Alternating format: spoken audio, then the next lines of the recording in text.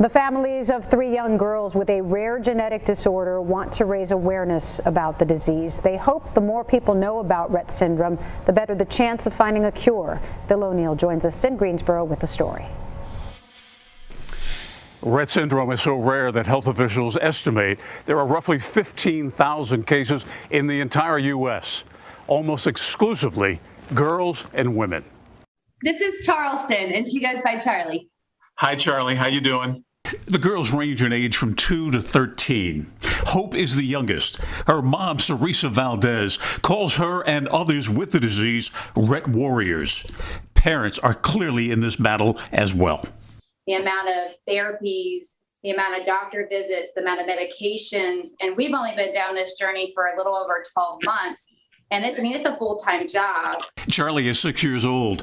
Her mom, Josie Tripoto, says that her daughter is brilliant, but trapped inside of her own body. This is my new normal, and that's okay. And I love my life, and I'm happy, and she's happy, and we're all okay. And so you will find your new normal and your happiness.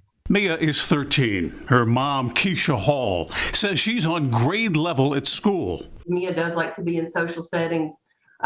And it's just helping other people understand that she understands everything that's going on, and she wants to be a part like anyone else.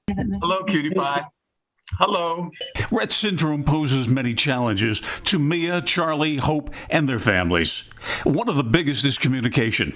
The kids are nonverbal, but thanks to a special device, they're able to get their message across. It will read the movement of her eyes so she can scan it with her eyes instead of like her finger.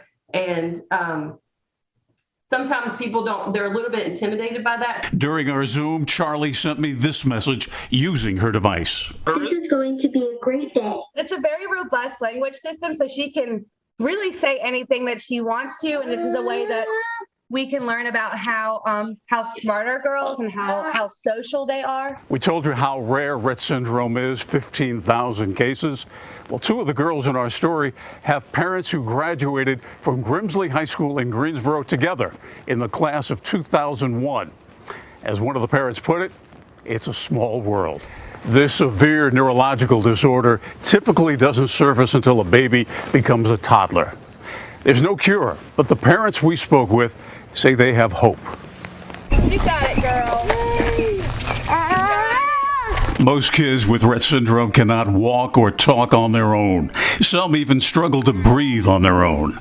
We met 3 local children with Rett's: Hope Valdez, age 2, Charlie Tripoto, age 6, and Mia Hall, age 13. What we want people to know is that our girls may be physically disabled, but that doesn't mean there's a mental disability, and that they can do so many things. A lot of people have described it as, just sort of being trapped in their own bodies because, they know what they want to do. They just can't make their bodies perform the tasks. It is life-changing for all our little Rett warriors. Life-changing for their parents as well. You basically live in fear every day of losing your child. Not only is there no cure, but right now there's no specific treatment for Rett syndrome either. I'm hoping there's something in our lifetime that's going to help the girls out. They've been able to reverse it in lab rats, so they're working with the FDA on some of these treatments. This is the closest one so far, so we have a lot of hope for that. These parents hope that awareness will help drive support for research in the hopes of finding a cure. The hallmark of Rett syndrome is constant, repetitive hand movement. Guilford County lawmaker John Hardister spread the word about Rett syndrome at North Carolina's General Assembly.